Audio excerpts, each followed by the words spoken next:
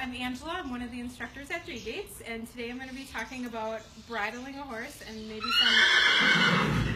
some troubleshooting while bridling, because we have lots of horses with lots of different personalities, and they come to us with different backgrounds on how they were bridled. And we always try to keep in mind that our horses deal with a lot of different people during the week and a lot of different getting interrupted a lot of different skills from volunteers. So we try to do things as consistently as possible. So I'm going to talk about specifically bridling today. The first thing you'll notice is I'm always going to take the horse out of the cross ties, regardless of which horse I'm working with. This is Odie, but any horse that you are with out at Three Gaits, please take them out of the cross ties so that the process of us coming at their head with our hands isn't as intimidating because they're tied to something.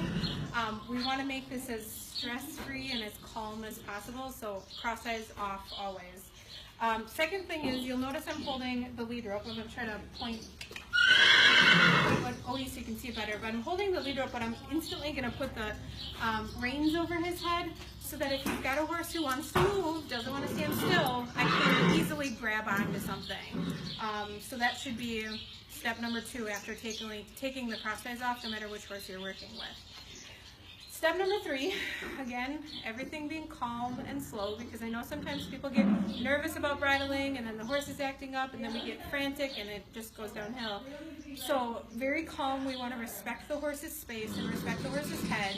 And what I always teach people is put your right arm underneath the horse and on top of their nose gently. I'm not gripping, just gentle. And with that hand, I'm going to hold all of the bridle, and you'll notice he just looked to the right, but because my arm was there, it stopped him from moving his head. So if you have a horse who's all over the place, use your arm over here as a way to guide them as to where you want their head to be. And again, I've got a free hand here now because this hand is holding the bridle. And what I'm going to do is I'm going to use this hand to very gently guide the bit into his mouth.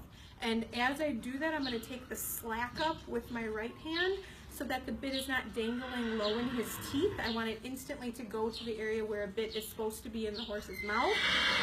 So you see I put my hand, I kind of spread the bit out so that it's helping it guide it exactly where to go. I'm not going to fight with him. I'm just going to wait for him to open his mouth, which he's not.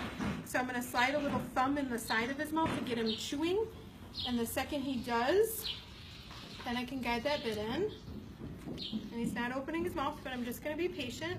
I've got the slack up in my right hand so that the bit is not dangling. Good boy. And so the second he opened, I very quickly, but not yanking, brought my right hand up. So now, again, I've got a free hand where the right hand is in control of his head and the bridle. The left hand is going to come up over the offside ear first, and then the near side ear.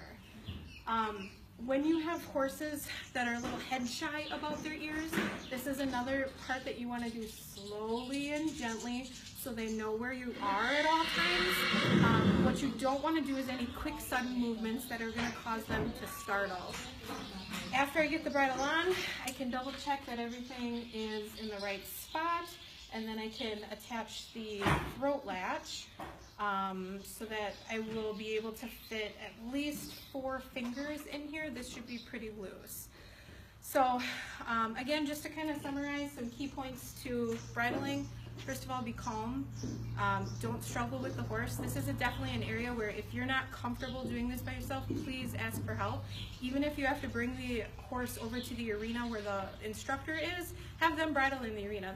That's not an issue for us. We'd rather help people than have it be a struggle.